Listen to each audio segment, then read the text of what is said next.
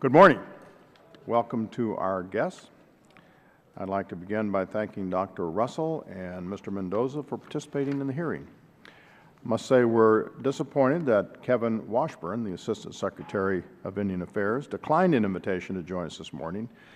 I think Mr. Washburn would bring an important perspective to this discussion. It's unfortunate the public and members of the committee will not hear from him today. However, we are pleased to have a distinguished panel of witnesses and look forward to your testimonies today.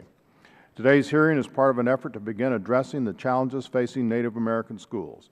In recent months, the nation has learned a great deal about the deplorable conditions affecting Native American schools. A crisis has been festering for decades, and thanks in large part to the investigative work of the Minneapolis Star-Tribune and others, it is finally receiving the national attention it deserves. The details we have learned are shocking: falling ceilings, broken water heaters, electrical hazards, rotten floors, and rodent-infested classrooms. At a school I visited earlier this year, blankets hang over the doors in a desperate attempt to keep out the cold air. And I'm talking cold air. In northern Minnesota, every winter, those temperatures drop down to 20, 30, sometimes 40 below. In fact, thin metal walls are all that separate students from harsh winters in states like Minnesota and South Dakota. Meanwhile, classrooms lack the most basic school supplies such as desks, chairs, and textbooks.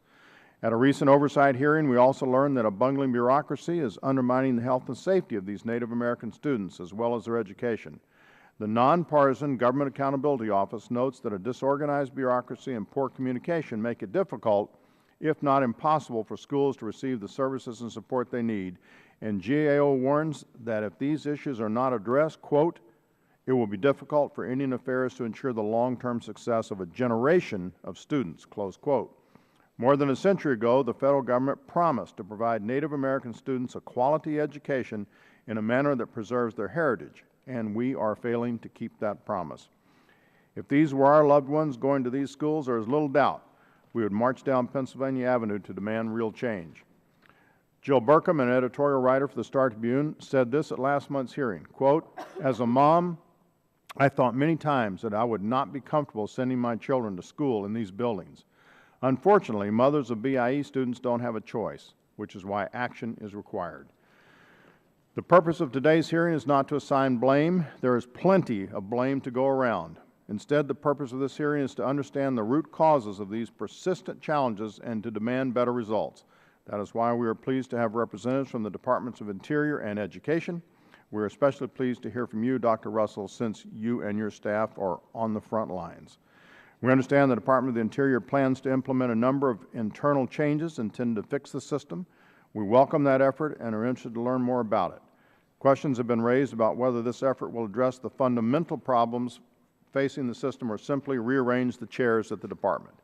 Questions have also been raised about whether this reorganization is taking place in a timely manner or being delayed by the same bureaucratic wrangling that has plagued these schools for decades. The administration has a responsibility to answer these and other important questions and to assure this committee, Congress, and the country that we are finally moving in a new direction. These vulnerable children and their families deserve no less. In closing, I would note that there are tough challenges facing Native American students outside the jurisdiction of the Department of Interior, challenges that demand our attention as well. That is one reason why the Student Success Act provides greater flexibility to all public schools so they can more effectively serve their unique student populations, including Native American students. Policies in place today assume every school